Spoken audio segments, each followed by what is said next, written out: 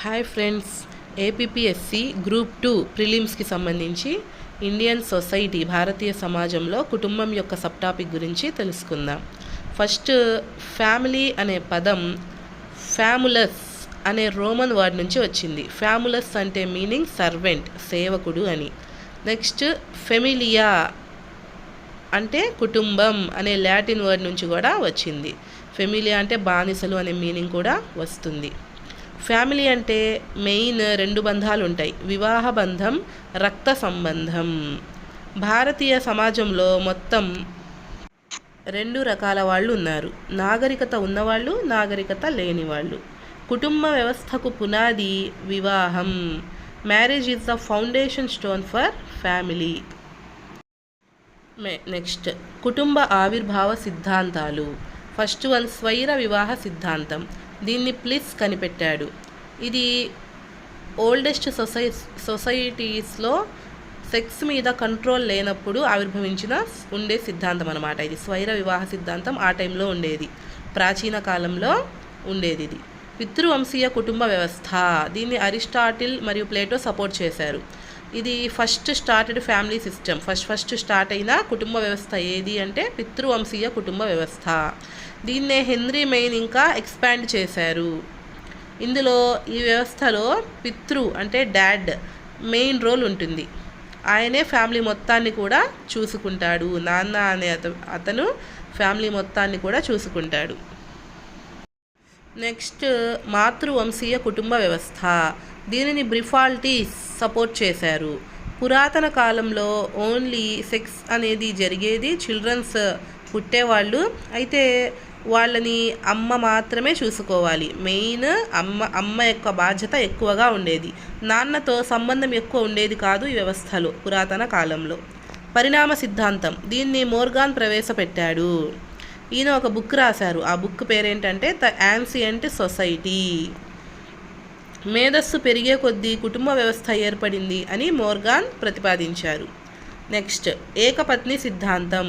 వెస్టర్ mark అనే వ్యక్తి ప్రవేశపెట్టాడు.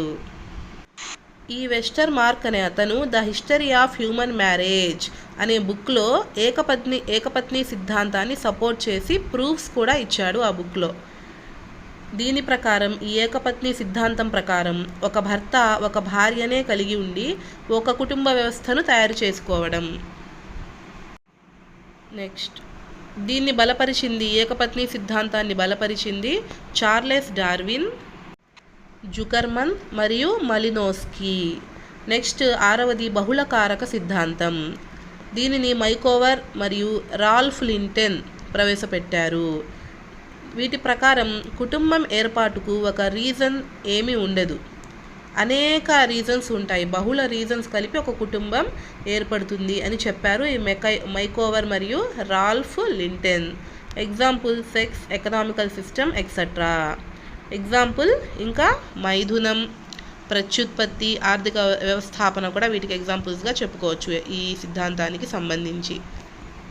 Next, సమాజం ప్రాథమిక దశలో స్వైరితం వ్యవస్థ ఎక్కువ ఉండేదన్నమాట. ప్రస్తుతం ఏక వివాహ కుటుంబం మనుగడలో ఉంది. ప్రస్తుతం ఇప్పుడు మనం ఉన్న కాలంలో ఏక వివాహ కుటుంబం మనుగడలో ఉంది, కానీ ప్రాచీన కాలంలో ప్రాథమిక దశలో మాత్రం స్వైరితం ఎక్కువగా ఉండేది.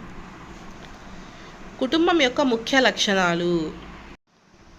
ఆర్ఎం మ్యాకెవర్ అనే వ్యక్తి సొసైటీ అనే బుక్లో ఈ కుటుంబం యొక్క లక్షణాల గురించి ప్రస్తావించాడు. అందులో ఫస్ట్ ఇది యూనివర్సాలిటీ అంటే విశ్వవ్యాప్తితం. కుటుంబం లేనిదే మానవ సమాజం లేదు. రక్త సంబంధం, ప్రేమానురాగాలు ఇవన్నీ కూడా కుటుంబంలో భాగమే అని చెప్పాడు ఇతను. నెక్స్ట్, ఆప్యాయత, అనురాగాలు కూడా కుటుంబం యొక్క లక్షణమే. ఫ్యామిలీ బాండింగ్ నిలబడుతుంది, కుటుంబం నడుస్తూ ఉంటుంది అని మీనింగ్ దీనిది. నెక్స్ట్, అధ్యయన కేంద్రం. అన్ని రకాల కుటుంబాలకు అధ్యయన కేంద్రం అన్నమాట. పరిమితమైన ప్రమాణం. ఇందులో గోత్రం అనేది రక్త సంబంధం కన్నా ఎక్కువ, రక్త సంబంధం అనేది కుటుంబం కన్నా ఎక్కువ అని తెలియజేశాడు. నెక్స్ట్, ఫ్యామిలీని కేంద్ర స్థానం ఇచ్చారు ఫ్యామిలీకి. ఇది అన్నిటికంటే కేంద్రంగా ఉంటుంది అని చెప్పాడు ఒక లక్షణం. నెక్స్ట్, సభ్యుల మధ్య బాధ్యతాయుతత్వం ఉంటుంది. సాంఘిక నియంత్రణ. అంటే సమాజానికి అనుగుణంగా మంచి విద్యా ప్రమాణాలు విలువలు నేర్పిస్తుంది కుటుంబం. నెక్స్ట్ శాశ్వతం, పరివర్తన చెందుతూ ఉంటుంది కుటుంబం. అంటే ముత్తాత, ఆ తర్వాత తాత, తాత నుంచి నాన్న, నాన్న నుంచి నేను, నా తర్వాత నా కొడుకు, అలాగా పరివర్తన చెందుతూ ఉంటుంది. నెక్స్ట్ ఏ శాస్త్రవేత్త యొక్క నిర్వచనాన్ని కుటుంబానికి సంబంధించిన సమగ్ర నిర్వచనంగా భావిస్తారంటే ఎడ్మండ్ లీచ్. నెక్స్ట్ కుటుంబం యొక్క విధులు. ఫస్ట్ బ్రీఫ్గా చెప్తున్నాను, తర్వాత దీన్ని ఎక్స్పాండ్ చేసుకుంటూ చెప్తాను. కుటుంబం యొక్క విధులు 3: దైహిక విధులు, సామాజిక విధులు, ఆర్థిక విధులు. దైహిక విధులు అంటే మేల్ ప్లస్ ఫీమేల్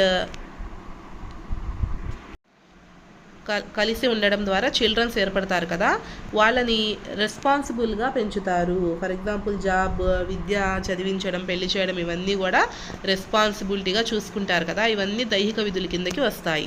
నెక్స్ట్ సామాజిక విధులు, సమాజానికి అనుగుణంగా పెంచుతారు కదా తల్లిదండ్రులు పిల్లల్ని, ఇవన్నీ కూడా సామాజిక విధుల కిందకి వస్తాయి. ఆర్థిక విధులు, పిల్లలు సెట్ అయ్యే వరకు పూర్తి విధులు ఎవరు చూసుకుంటారు? వాళ్ళవి పేరెంట్స్ కదా, వాళ్ళు సెట్ అయ్యే వరకు ఆ పిల్లల యొక్క పూర్తి బాధ్యతను పేరెంట్సే చూసుకుంటారు. ఇవి ఆర్థిక విధుల కిందకి వస్తాయి.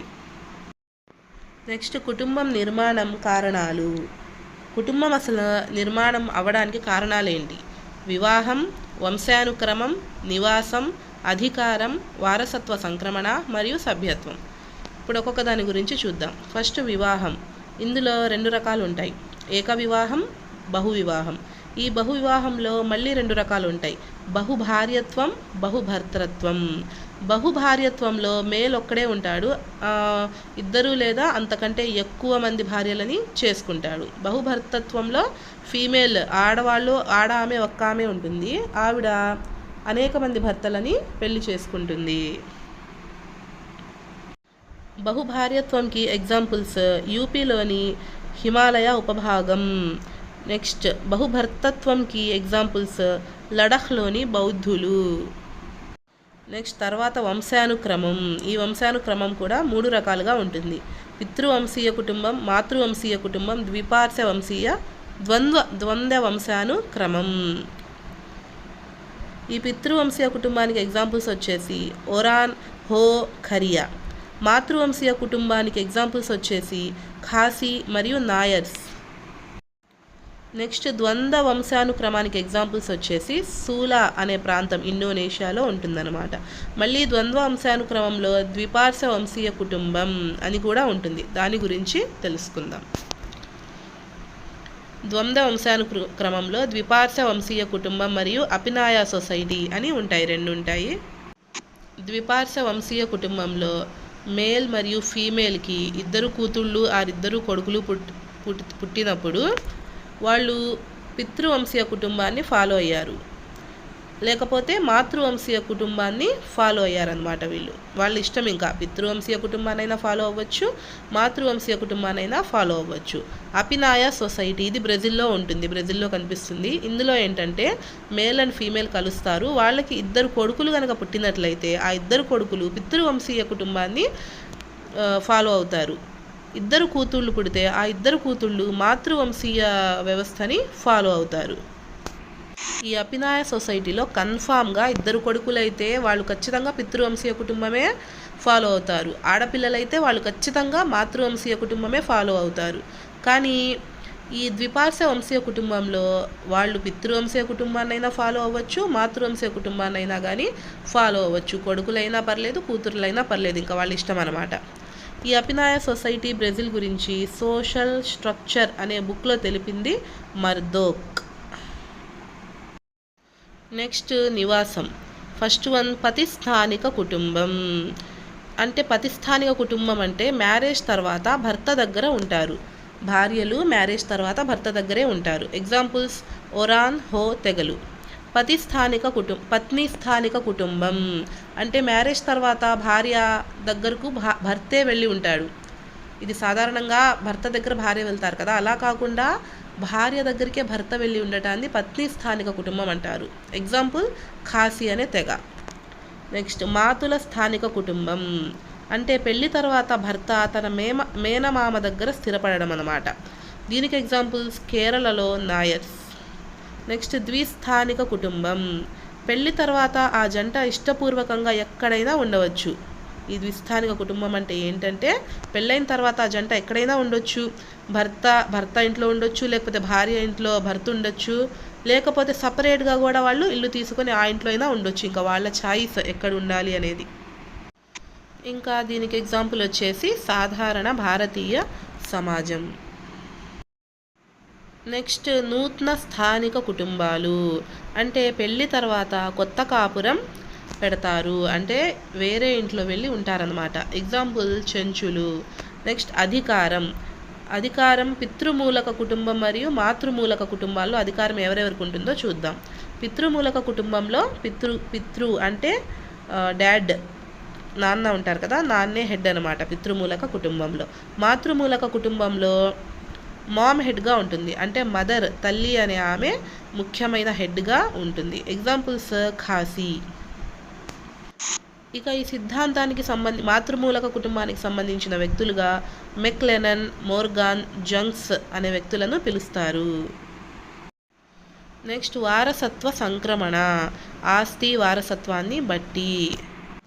ఈ వారసత్వం అనేది కుటుంబ నిర్మితికి దోహదం చేస్తుంది. ఈ వారసత్వ ప్రకారం చూద్దాం.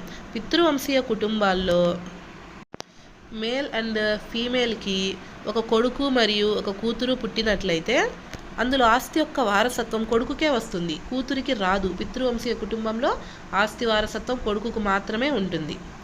ఎగ్జాంపుల్స్ దీనికి శాంతాల్, గోండు, ఒరాన్, హో, చెంచు తెగలు. నెక్స్ట్ మాతృవంశీయ కుటుంబంలో ఒక మేల్ మరియు ఒక ఫీమేల్కి 2 కొడుకులు మరియు 2 కూతుళ్ళు పుడితే అందులో కొడుకులకి ఏ విధమైన ఆస్తి వారసత్వం రాదు, కూతుళ్లకు మాత్రమే మాతృవంశీయ కుటుంబంలో ఆస్తి వారసత్వం వస్తుంది. ఎగ్జాంపుల్ ఖాసీ తెగలు. నెక్స్ట్ సభ్యత్వం, కుటుంబ సభ్యులు ప్రతి ఒక్కరికి కూడా ఆ కుటుంబంలో సభ్యత్వం ఉంటుంది. ఇందులో ప్రాథమిక కుటుంబం గురించి తెలుసుకుందాం. ఈ ప్రాథమిక కుటుంబాన్నే జనప్రాప్త కుటుంబం, వ్యష్టి కుటుంబం, కనిష్ట కుటుంబం, ఏక కుటుంబం, అణు కుటుంబం, మౌలిక కుటుంబం, న్యూక్లియర్ ఫ్యామిలీ, ఇలా అన్ని రకాలుగా పిలుస్తారు. అన్నీ కూడా ప్రాథమిక కుటుంబానికి పర్యాయ పదాలే. ఈ ప్రాథమిక కుటుంబాలకు ఎగ్జాంపుల్స్ వచ్చేసి బిర్హర్, జవాంగ్, చెంచు, గోండ్, సవర్ ఎక్సెట్రా. భార్యాభర్తలు వారి అవివాహిత సంతానం కుటుంబ సభ్యులైతే దాన్ని ప్రాథమిక లేదా న్యూక్లియర్ కుటుంబం అంటారు. భార్య, భర్త మరియు వారి అవివాహిత సంతానం వీళ్ళు కలిసి ఉంటే ఒక కుటుంబం లాగా దాన్నే ప్రాథమిక లేదా న్యూక్లియర్ కుటుంబం అంటారు. నెక్స్ట్ కుటుంబం అనేది ప్రాథమిక సమూహం అని సిహెచ్ క్రూలే చెప్పారు. అదే విషయాన్ని ఆయన సోషల్ గ్రూప్ అనే బుక్లో ఎక్స్పాండ్ చేశారు. కుటుంబం అనేది సమాజంకు ప్రాథమిక యూనిట్. కుటుంబ త్రికోణాన్ని పేర్కొన్న శాస్త్రవేత్త వచ్చేసి రేమండ్ ఫర్త్. నెక్స్ట్ కుటుంబానికి ఉండవలసిన 4 ప్రమాణాలు పేర్కొన్నది స్టీఫెన్ సన్. ఇవన్నీ ఇంపార్టెంట్ బిట్స్. కుటుంబానికి 8 ముఖ్య లక్షణాలను తెలిపింది మకైవర్ అండ్ ఫేజ్. కుటుంబానికి సంబంధించిన 4 ప్రకార్యాలు వచ్చేసి రీడ్. 6 ముఖ్యమైన విధులు గురించి తెలియజేసింది అక్బర్ మరియు నిమ్కాఫ్. 4 ప్రకార్యాలను తెలియజేసిందేమో రీడ్. 6 ముఖ్యమైన విధుల్ని అక్బర్ మరియు నిమ్కాఫ్ ప్రతిపాదించారు. హిమాలయ ఖాసాలో వేటికి ఉదాహరణలు. హిమాలయాలో ఉండే ఖాసాలు అనే తెగలు వేటికి ఉదాహరణలు అంటే మాతృస్వామ్య వ్యవస్థకి, పత్ని స్థానిక వ్యవస్థకి, మాతృవంశీయ వ్యవస్థకి, బహుభర్తత్వ వ్యవస్థకి. 4గిట్లో ఏ వ్యవస్థకైనా కానీ ఎగ్జాంపుల్స్ ఏవి అంటే హిమాలయాలో ఉండే ఖాసా తెగలు. ఇంకా ఇవే కాక గారో, బెంటి, నాయర్, తోడాల తెగలు ఇవి కూడా వీటికి ఎగ్జాంపుల్స్. నెక్స్ట్ పారిశ్రామిక మరియు నగరీకరణ వల్ల ఏ కుటుంబాలు ఎక్కువగా అవుతాయి? నూతన స్థానిక కుటుంబాలు. ప్రస్తుతం భారతదేశంలో 5 రకాల కుటుంబాలు ఉన్నాయని చెప్పింది ఐసి దేశాయ్. ఈయన ప్రకారం ఆ 5 కుటుంబాలు వచ్చేసి ప్రాథమిక ఉమ్మడి, ప్రకార్య ఉమ్మడి, ప్రకార్య గణనీయ ఉమ్మడి, ఉపాంత ఉమ్మడి కుటుంబాలు. ఆస్తి మరియు అధికారం ఉమ్మడిగా ఉంటూ కేవలం నివాసం మాత్రమే వేరుగా ఉండే కుటుంబం ప్రకార్య గణనీయ ఉమ్మడి కుటుంబం. భారతదేశంలో అణు కుటుంబాలనేవి ఆధార ప్రాథమిక కుటుంబాలు. నెక్స్ట్ కుటుంబం యొక్క విధులను ప్రాథమిక, ద్వితీయ విధులుగా వర్గీకరించిన వారు మకైవర్. భారతీయ ఉమ్మడి కుటుంబాన్ని గ్రేట్ హోమ్ అని పిలిచింది హెన్రీ మెయిన్. సపిండత్వం అంటే ఉమ్మడి కుటుంబం యొక్క ప్రాథమిక లక్షణం అని చెప్పింది మెమోరియా. భారతీయ ఉమ్మడి కుటుంబాన్ని జాయింట్ స్టాక్ కంపెనీ అని చెప్పింది మెల్లి. కేరళ నాయర్లలో కనిపించే మాతృస్వామ్య ఉమ్మడి కుటుంబం తారావాడ్. నాయర్లు మరియు తారావాడ్లలో కనిపించేది మాతృస్వామ్య ఉమ్మడి కుటుంబం. ఇందులో సందర్శన భర్తలు అంటారు. ఈ సందర్శన భర్తలుగా ఎవరుంటారంటే నంబూద్రి బ్రాహ్మణులు ఉంటారు. వీళ్ళకి కేవలం తాలికట్టు సంబంధం మాత్రమే ఉంటుంది. ఈ సందర్శన భర్తలకి సంతానంపై ఏ విధమైన బాధ్యతను తీసుకోరు. మాతృవంశమే పిల్లలకు కూడా వస్తుంది. నెక్స్ట్ కేరళలోని నంబూద్రిలలో కనిపించే పితృస్వామ్య ఉమ్మడి కుటుంబం పేరు ఇల్లూమ్. ఎగ్జాంపుల్ ఒక్క అనే తెగ. ఉమ్మడి కుటుంబంలో బాలల సామాజికీకరణం సరైన దిశలో కొనసాగుతుంది. అణుకుటుంబాలలో సృజనాత్మకతకు అవకాశం ఎక్కువ. వైవాహిక మహిళా ఆస్తి చట్టం ఏ సంవత్సరంలో జరిగింది? 1874 సంవత్సరంలో. అలాగే కుటుంబ న్యాయస్థానాల చట్టం 1984లో ఏర్పడింది. ఈ కుటుంబ న్యాయస్థానాల చట్టంలో ఏం తెలుపుతుందంటే ప్రైవసీగా ఆ కుటుంబం యొక్క కేసును విచారణ జరపడం. నెక్స్ట్ ప్రాథమిక కుటుంబం యొక్క పరిమితి ఏంటంటే ఖర్చు ఎక్కువ, వృద్ధుల సంరక్షణ ఉండదు, బాలల సామాజికీకరణ సరైన దిశలో జరగదు. ఇవన్నీ నష్టాలు, ప్రాథమిక కుటుంబం యొక్క నష్టాలు. ఉమ్మడి కుటుంబంలో జనన రేటు అధికంగా ఉంటుంది. అణు కుటుంబంలో వ్యక్తిగత గతిశీలతకు అవకాశం ఉంటుంది. అంటే ప్రైవసీ అన్నమాట. కుటుంబ వ్యవస్థలో మార్పులకు దోహదపడిన కారకాలు చట్టాలు, సంఘ సంస్కరణ, ఆధునీకరణ. పత్ని స్థానిక కుటుంబంలో వంశానుక్రమం ఎవరిని అనుసరిస్తుంది? స్త్రీలని. నెక్స్ట్ ఉమ్మడి కుటుంబం నందు కనీసం ఎన్ని తరాలు ఉమ్మడి నివాసాన్ని కలిగి ఉంటాయి? 3 తరాలన్నా ఉంటాయి కనీసం ఉమ్మడి కుటుంబంలో. కుటుంబం అనునది స్వచ్ఛందం కాని సమూహం, సంవృత సమూహం. కుటుంబంలో ఏ బంధాలు ఉంటాయి? వివాహ బంధం, రక్త సంబంధం, దత్త సంబంధం. ఇవన్నీ కలిపి కుటుంబాన్ని ఇందులో ఏదో ఒకటి ఉంటే ఇంకా కుటుంబం ఏర్పడుతుంది. నెక్స్ట్ పిల్లల్ని కనడం, పెంచడం, విధులను నిర్వహించడానికి స్థిరమైన లైంగిక సంబంధాలు గల సమూహమే కుటుంబం అని చెప్పింది మెకైవర్. సామాజిక వ్యవస్థ యొక్క నిర్మాణాత్మక, అతి చిన్న, సరళ, ముఖ్యమైన మూల ప్రాథమిక ప్రమాణం కుటుంబం. అంతర్జాతీయ కుటుంబ దినం వచ్చేసి మే 15న జరుపుకుంటారు. 2023 సంవత్సరం యొక్క థీమ్ ఏంటి అంటే ఫ్యామిలీస్ అండ్ న్యూ టెక్నాలజీస్. కుటుంబం పాశ్చాత్య భావన అస్పష్టం, గందరగోళానికి దారితీసేది. ఎందుకంటే వారు కుటుంబం అనే పదాన్ని భిన్న సందర్భాలలో భిన్నంగా వినియోగించడం అని చెప్పింది క్రిస్టోఫర్ హ్యారిస్. కుటుంబం నిస్సందేహంగా ఏ సమూహంలోనైనా ప్రధానమైనది. మానవ అనుభూతి కుటుంబం ఎల్లప్పుడూ మనతోటి అనే భావనను కలుగజేస్తుంది. మనం కుటుంబంతోనే ఉంటాము అనే భావనను కలుగజేస్తుందని చెప్పింది రాబర్ట్ బియర్స్టే. ఇవన్నీ ప్రముఖ వ్యక్తులు చెప్పిన నిర్వచనాలు అన్నమాట కుటుంబం గురించి. పిల్లలు ఉన్నా లేకపోయినా ఎక్కువ తక్కువ కాలం మనగలిగే భార్యాభర్తల కూటమే కుటుంబం. లేదా పిల్లలతో పాటు ఉన్న కేవలం ఒక పురుషుడు లేదా స్త్రీని కుటుంబంగా పరిగణించవచ్చు అనే అర్థాన్ని చెప్పింది ఎంఎఫ్ నిమ్కాఫ్. వివాహ బంధం, రక్తం లేదా పెంపకం కాబడిన వ్యక్తుల సమూహం కుటుంబం అని చెప్పింది బార్జెస్ అండ్ లాక్. భర్త, భార్య, వారి సంతానంతో ఏర్పడిన జైవిక సామాజిక భాగం కుటుంబం అని చెప్పింది ఇలియట్ మెరిల్. రక్త సంబంధం ద్వారా కలిగిన సంబంధాలచే ఏర్పడిన వ్యక్తుల సమూహం కుటుంబం. ఆ వ్యక్తులందరూ ఒకరికొకరు సంబంధీకులే అని చెప్పింది కింగ్స్లే డేవిస్. నాగా, ముండా, ఒరాన్, గోండులలో విద్యాబుద్ధులు నేర్పించే కేంద్రాలను యువత నిద్రశాల అంటాము. పిల్లలకు విద్యాబుద్ధులు, సంస్కృతిపై అవగాహన, వినోద కార్యక్రమాలు ఈ యువత నిద్రశాలలో నిర్వహిస్తారు. ఇవి సామాజికీకరణ కేంద్రాలుగా పనిచేస్తాయి. యువత నిద్రశాలలు ఏ తెగకి ఎక్కడెక్కడ ఉన్నాయో చూద్దాం. దర్బార్ అనే యువత నిద్రశాల జువాంగ్ తెగకి సంబంధించింది. కిచూకి, అంగామి నాగా, ఘోతుల్, మురియా గోండ్, ధుమ్కురియా ఒరాన్, దంగార్ బసా భుయాన్, మోరుంగ్ నాగా, ఛాంగ్ ఖాసీ, రంగ్బంగ్ భోటియా. సామాజికీకరణకు మొదటి ఏజెన్సీ కుటుంబం అని చెప్పింది మర్డాక్. మిశ్రమ లేదా సవితి లేదా సమ్మిశ్ర కుటుంబం. ప్రాథమిక కుటుంబంలోని సంతానంకు వివాహమై వారు కూడా కుటుంబంలో సభ్యులైతే అది ప్రాథమిక గుణాన్ని కోల్పోయి సమ్మిశ్ర కుటుంబంగా మారుతుంది. ఎగ్జాంపుల్ కిప్సిజీ, లఖోర్, తనాలా, మరియా, బైగా. సమ్మిశ్ర కుటుంబంలో ఇలా 3 రకాలు ఉంటాయి. ఒకటి విస్తృత కుటుంబం, తర్వాత బహుభార్యత్వ సమ్మిశ్ర కుటుంబం, బహుభర్తృత్వ సమ్మిశ్ర కుటుంబం. మళ్ళీ విస్తృత కుటుంబంలో ఏకస్థానిక, ద్విస్థానిక కుటుంబాలు ఉంటాయి. మళ్ళీ ఏకస్థానికలో పతి స్థానిక, పత్ని స్థానిక, మాతుల స్థానిక విస్తృత కుటుంబాలు ఉంటాయి. వీటి గురించి డీటెయిల్గా తెలుసుకుందాం. కొంతమంది పురుషులు కొంతమంది స్త్రీలను వివాహం చేసుకునే పద్ధతి సామూహిక వివాహం. ఫస్ట్ విస్తృత కుటుంబం గురించి తెలుసుకుందాం డీటెయిల్గా.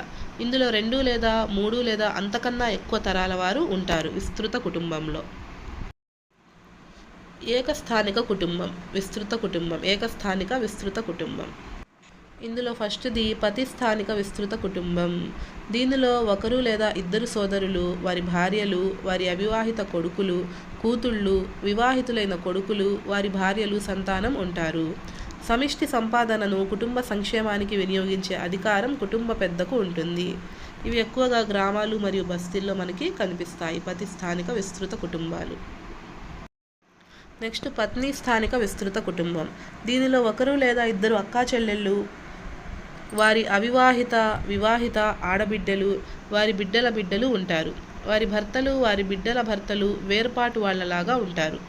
స్త్రీలలో జ్యేష్ఠురాలిదే అధికారం. ఎగ్జాంపుల్ కేరళలోని నాయర్, అస్సాం మేఘాలయాలలో ఖాసీ, గారో అనే గిరిజన సమాజాలు ఉన్నాయి. మాతుల స్థానిక విస్తృత కుటుంబం.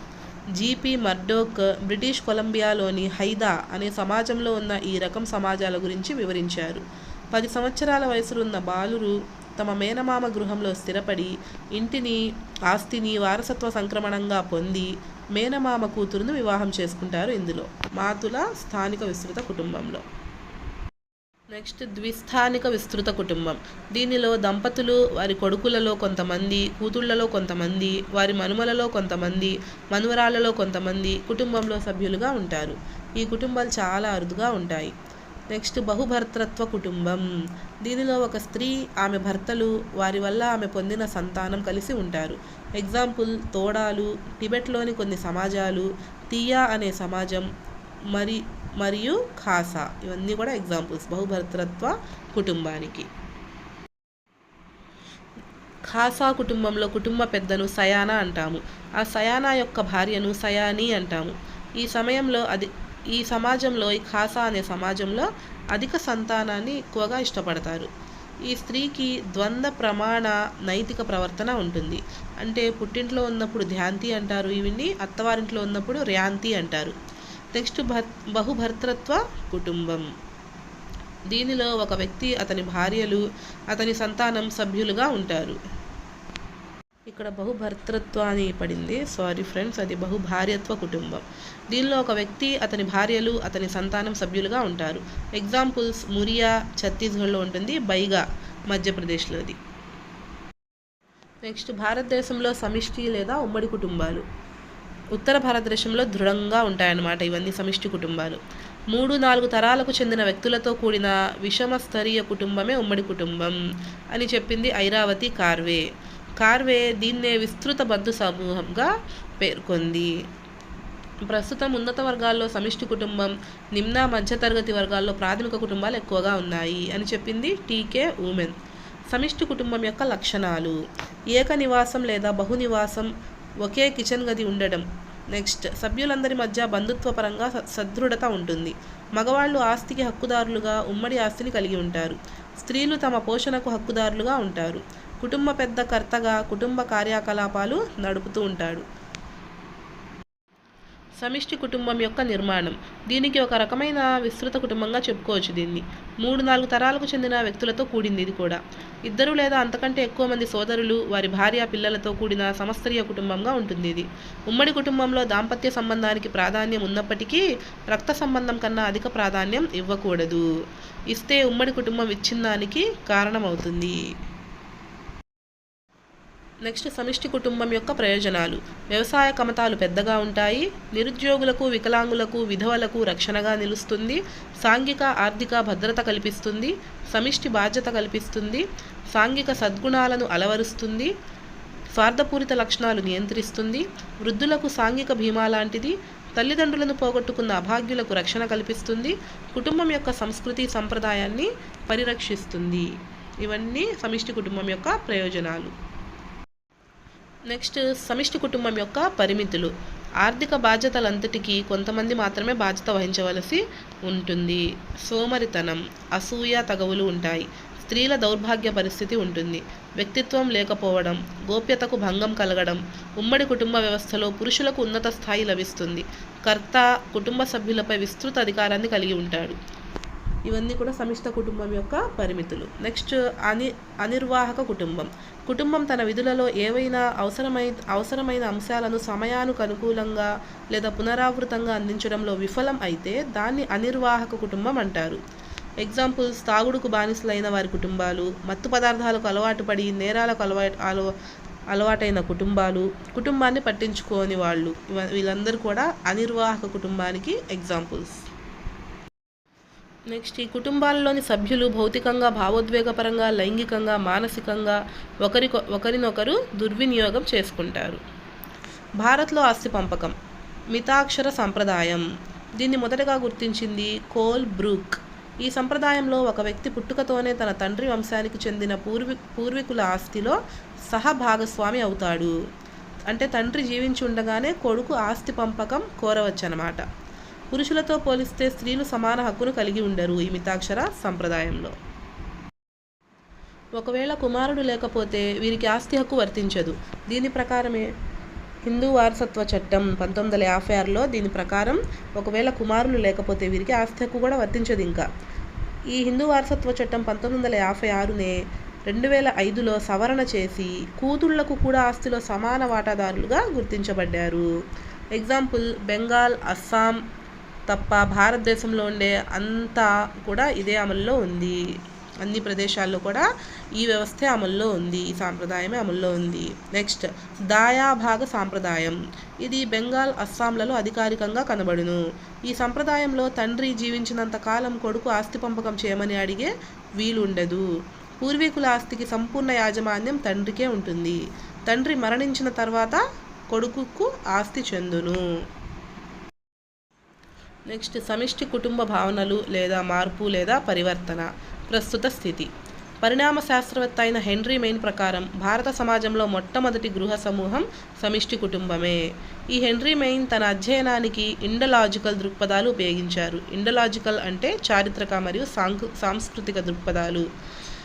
అనైక్యతావాద దృక్పథం లేదా విచ్ఛిన్నవాదం. దీన్ని ప్రతిపాదించిన వారు మాండెల్ balm, ఐలిస్ Ross, Kulkarni Sen.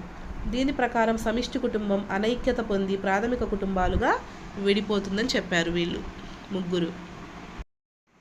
Next H Laxminarayan the Indian family in transition అనే గ్రంథంలో ఉమ్మడి కుటుంబాలు విచ్ఛిన్నం చెంది ఏకకేంద్రక కుటుంబాలుగా ఏర్పడుతున్నాయని వివరించాడు. ఎంఎన్ శ్రీనివాస్ ప్రకారం ఉమ్మడి కుటుంబాలు పారిశ్రామికీకరణ, ఆధునికీకరణ వల్ల మార్పులకు లోనవుతున్నాయి. నెక్స్ట్ పునరైక్యతా దృక్పథం లేదా అనుసరణాత్మక వాదన. దీన్ని ప్రతిపాదించింది M S Gore, Ramakrishna Mukherjee, Milton Singer, Pauline Kolenda. ఈ భావన ప్రకారం సమిష్టి కుటుంబం పునరైక్యత చెందుతూ ఉంటుంది. మిల్టన్ సింగర్ మద్రాసులోని పారిశ్రామికవేత్తల కుటుంబాలపై పరిశోధనలు చేసి దీని ఆధారంగా the Indian joint family in the modern ఇండస్ట్రీను ప్రచురించాడు.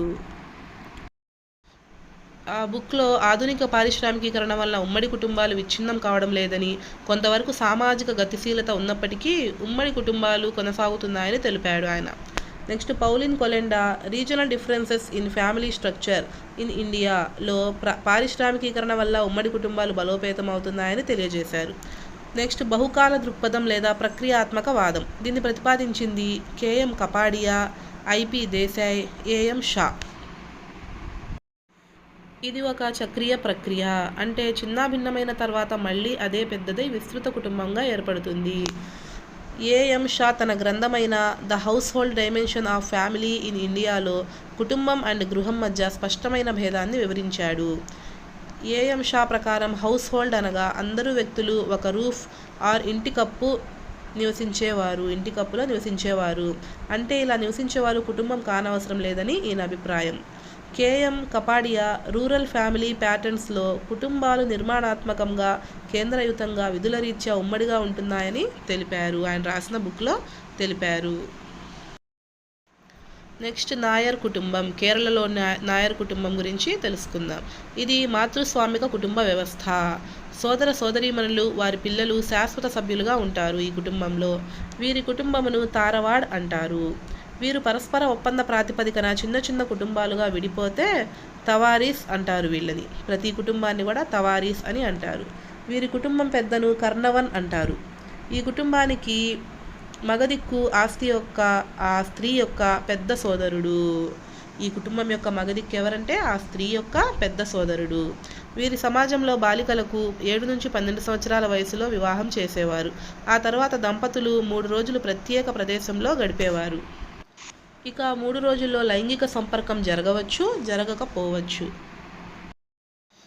ఆ 3 రోజుల తర్వాత దంపతులు ఇద్దరిని ఆచారపరమైన స్నానం చేయించి శుద్ధి చేసేవారు. దీని తర్వాత భర్తకు భార్యపై అధికారులు బాధ్యతలు ఉండవు. కానీ భార్య ఆ భర్త చనిపోయినప్పుడు కర్మకాండ పాటించి తాళిని తీసేయాల్సి ఉంటుంది. ఆ స్త్రీ పుష్పవతి అయిన తర్వాత ఇంటికి నంబూద్రి బ్రాహ్మణులు సందర్శన భర్తలుగా వచ్చి ఆమెతో మైథునం అంటే ఇంటర్కోర్స్ జరిపేవారు. ఆ స్త్రీ గర్భం దాల్చినప్పుడు ఇలాంటి భర్తలలో ఒకరు ముందుకు వచ్చి పురుడు ఖర్చు భరించేవారు. కానీ పురుడు ఖర్చు భరించినంత మాత్రాన ఆ వ్యక్తి ఆ బిడ్డకు తండ్రిగా పిలవడానికి వీలు ఉండేది కాదు. వీరి సమాజంలో పితృత్వంకు గుర్తింపు లేదు. నెక్స్ట్ నంబూద్రి బ్రాహ్మణ కుటుంబం. ఇది పితృస్వామిక కుటుంబ వ్యవస్థ. ఈ కుటుంబాన్ని ఇల్లోం అని పిలుస్తారు. మితాక్షర చట్టం ప్రకారం ఇది వ్యవహరిస్తుంది. పెద్ద కుమారుడు ఆస్తికి వారసుడు అవుతాడు. బట్ ఆస్తిని అమ్మడానికి ఎవరికైనా కానుక రూపంలో ఇవ్వటానికి కుదరదు. దీనినే మరుమక్కతాయం అంటారు. ఇందులో కుటుంబ పెద్దను వ్యవహారకర్త అంటారు. స్త్రీలకు కూడా ఆస్తి హక్కు ఉంటుంది. ఇందులో స్త్రీలకు కూడా ఆస్తిని శాశ్వతంగా పరాధీనం చేయుటకు స్త్రీలు కూడా అనుమతి ఇవ్వాల్సి ఉంటుంది. వితంతువు ఒక కుమారుడిని దత్తత తీసుకునే హక్కు, ఆస్తిలో వాటా ఇచ్చే హక్కు కలిగి ఉంటుంది. కూర్గు ప్రజల యొక్క పితృవంశీయ కుటుంబాన్ని ఒక్కా అంటారు. గారో తెగల యొక్క మాతృవంశీయ కుటుంబాన్ని నోక్నా అంటారు. ఇంతటితో కుటుంబం అనే టాపిక్ అయిపోయింది. ఆల్మోస్ట్ మొత్తం సిలబస్ను కవర్ చేశానని అనుకుంటున్నాను కుటుంబానికి సంబంధించి. ఈ వీడియో కనుక మీకు నచ్చితే నా ఛానల్ని సబ్స్క్రైబ్ చేసుకోండి. సబ్స్క్రైబ్ చేసుకుంటే నేను ఇంకా ఇలాంటి వీడియోస్ చేయడానికి నాకు ఎంకరేజ్మెంట్గా ఉంటుంది. Thanks for watching.